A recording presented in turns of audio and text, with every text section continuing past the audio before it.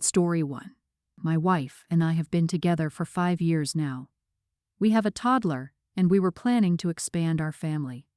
I decided to tidy up my wife's closet because of a mold problem in the garage, and I decided to inspect the whole house. There I found a gym bag with clothes, some dry fruits, some tampons, and about $1,000. I asked my wife about it, and her face suddenly lost color. At first she told me it was just an emergency bag in case an earthquake or something hits us. I asked her why did she hide it from me then. After some back and forth, she sheepishly confessed it was a go bag. Basically, women who need to flee their abusers are told to keep a go bag with all essential supplies like money and clothes and stuff. I asked her why she ever felt the need to do this. I've never even talked to her in a loud voice. We barely have arguments. Why does she think that I'm going to become an abuser? She said she wasn't saying I was an abuser, she just wanted to do it for the peace of her mind. I don't buy her excuse. I don't think she trusts me. Otherwise, she wouldn't have gone so far. I took some days to mull it over, and I've come to the conclusion that I can't be with a woman who can't trust me and who sees me as an abuser. I asked her for separation and told her that I couldn't be with a woman who didn't trust me. I believe that trust is the foundation of a relationship, and if she doesn't trust me, then it's better we part ways. Now she's making excuses that she read too many mommy forums and let herself be influenced by them. She showed me the forums discussing go bags and how every woman should have one. I get the logic, but I can't stay with a woman who doesn't trust me to know that she never needed to do such a thing. I agree to take more time to think about it, but I think divorce will let her find a man she trusts not to be an abuser because she doesn't trust me. Am I the idiot? Dude, you're gonna jump straight to divorce because your wife has a go bag. Maybe some counseling first? You are the idiot. Does she have a history of toxic relationships? Because it's all good, and he would never do that until he does. I don't have a go bag, but I will tell you I always have my keys readily accessible, and I think through exactly how I'd get out of a building or situation, not because I believe or assume that a man might snap, but that I know he can. This was my first thought too, if she's been in a toxic relationship, even if she didn't disclose that to him out of shame. It makes so much sense, or if someone close to her had been etc., it's a very valid fear, and makes sense like a prenup if I ever got into a relationship again. I'd have a go bag and copies of my important documents stored in a safety deposit box, and I would never tell my so about it. Does that mean I don't trust this hypothetical so? Nope. The fact that I got to the point I was living with someone else would be a massive sign of trust, but once burned, always wary. I thought everyone had a go bag, lol. There's a million reasons to have one, guy or girl. If my fiancé had a go bag, I wouldn't care. She has plenty of weird quirks that would give her peace of mind over many things. Op's extreme reaction here makes me wonder if we're missing information about how he interacts with her. Abusers tend to overreact and paint themselves as the victim when they're called out on their behavior. Op, it sounds like you've found an excuse to leave her. So what if she has a go bag? It doesn't mean she doesn't trust you. More than likely she reads something, and she and her girlfriends think it's a good thing to do. It sounds like you're the one who doesn't trust her. Honestly, I don't get why looking for mold requires you open up any bags you find. Dude, you were snooping. I think you're jumping from looking for mold to leaving your wife and child because you found your wife's go bag proving she needs it. We just bought a property that had been abandoned. We visited the place a few times before we had it totally renovated to get an idea of what we wanted to be done and talk about it with our contractor. During those visits, we brought our kids. They would explore while we looked at things. While they were exploring, they found a hidden stash of treasure hidden. We assumed the previous owner's kids must have left it. It had little knickknacks and toys that a kid might collect. There was also a diary that a child had written in, as well as some cash, about $370 with change. My wife and I decided to let them keep the treasure they found. They were excited about it. It's not like we had any chance of returning it to the owner, since this house hadn't been lived in for over a decade, and whoever lived there previously was long gone. We weren't around much at the house while the renovation was happening.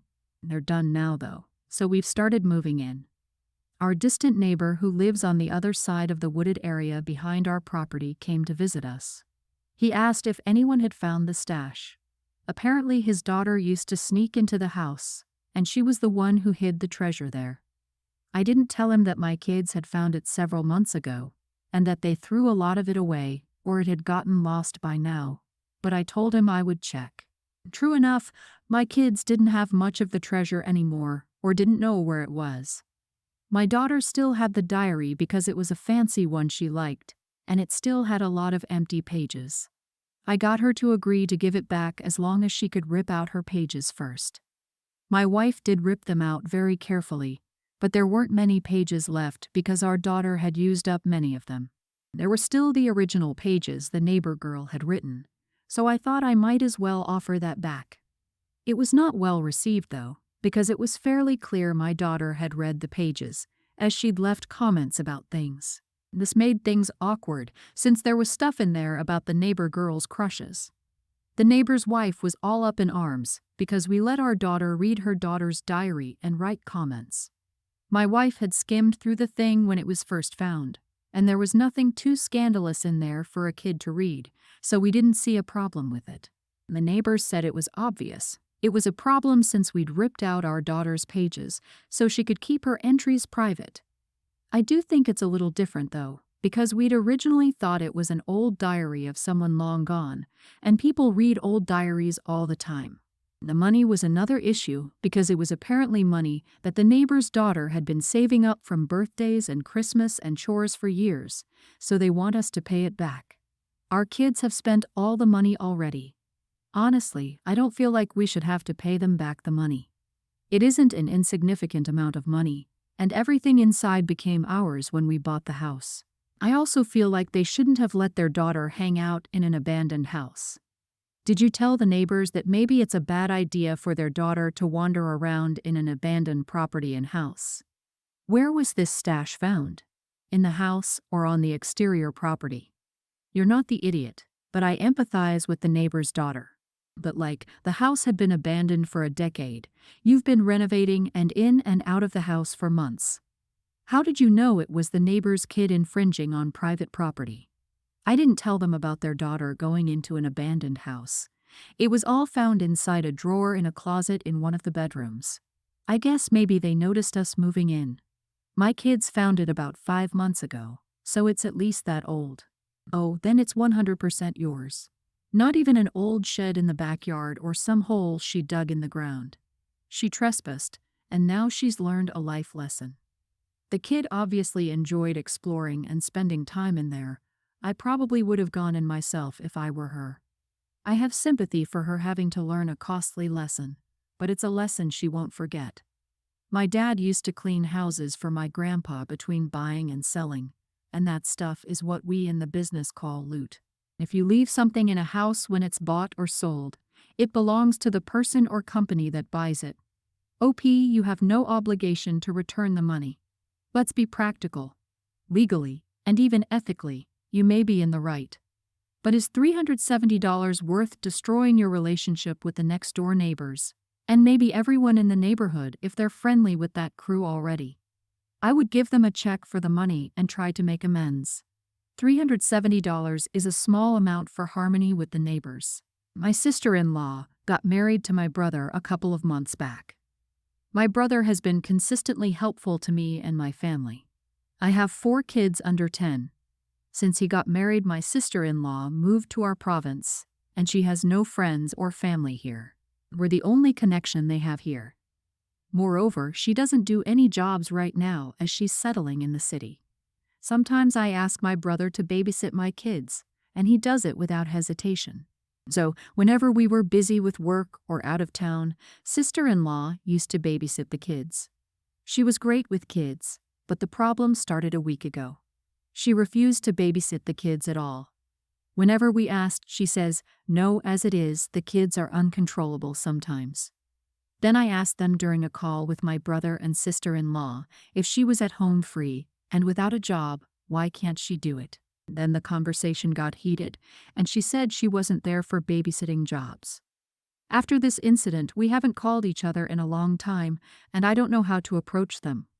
Am I the idiot to expect my sister-in-law to babysit my kids? You are the idiot. Free babysitting is a blessing and should be treated as such. I'm a nanny and I've been paid $22 an hour with tow and insurance. You've avoided paying that for this long, which is excellent, but you expect it to be awful. Childcare is expensive. You wouldn't know that because you have a family of people who have historically dropped everything to do free labor for you. You need to get a grip on reality. Not having a job doesn't mean you're entitled to her time, and it says a lot about you that you think it does. They don't have to if someone doesn't want to hang out with your kid. They don't need a reason. You have 4 kids, that's a lot for even a professional. You'd be looking at thousands of dollars in child care fees if you didn't have a family that would do it for free. You need to remember that and treat them with some more respect. And not a single word about what OP is doing for the sister-in-law. Family support is a one-way street with the OP. I'd be so angry if I moved somewhere new, was actively looking for a job and trying to build connections, and was instead stuck looking after 4 kids. OP, your entitlement is something else. They are your kids. You chose to have a kid 4 times. That is your responsibility, no one else's besides the father. Period. Story 2. I, female 19, had a baby girl a few weeks ago. My fiancé and I decided to take some time off by ourselves to bond with our baby by ourselves, and also so I could heal a little. Neither of our families has yet met our baby, so we let them meet her this week. Our parents and my 2 older brothers came. One of them is married. His wife 32 and him have 2 kids, toddler and kindergartner. So I admit that the first week was especially hard. I found it particularly hard to find a comfortable position to nurse. My baby wouldn't latch correctly, and it hurt, you name it. But now I got better at it. My fiancé and I are trying to teach our baby to take the bottle just in case, but so far she hasn't shown any interest in it. She starts crying and refuses to nurse with the bottle, so I'm exclusively breastfeeding her. Well, all of this is to say that when our families visited us, my sister-in-law started being very annoying about it. She kept telling me that the way I was holding my baby was wrong, the way I was laying her was wrong, that she shouldn't latch like that. I was very annoyed at her during the visit because all kinds of stuff started adding up. She asked me about pumping, and if I'd tried. I said that I have to pump sometimes, but that usually we either drink the milk, which by the way she said it was nasty, or that I would throw it to the sink since my baby doesn't want to feed if it's not from my breast. She told me that it was because I was doing it wrong. She said I must pump and force my baby to drink it by not giving in. Let her be hungry until she uses the bottle. She said that she did that for her kids, and that a bottle was best because my breasts would look bad afterward if I let my baby breastfeed all the time. I told her I won't do that since I won't let my baby go hungry. She said she was helping since I knew nothing, and I very clearly needed the help because I'm a child with a child. Well, she had been annoying me all day and I snapped at her. I asked her who she thought she was.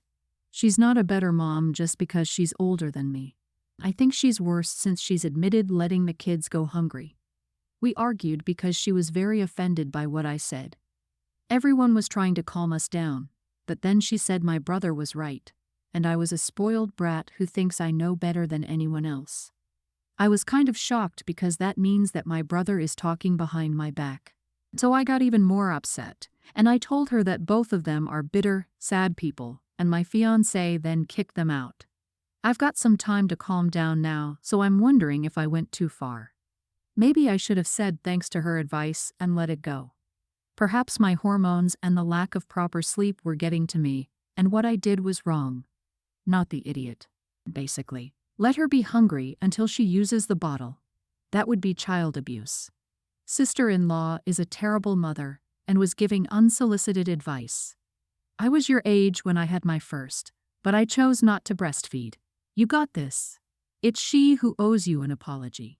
Actually, you are doing nothing wrong, and what you told her is right.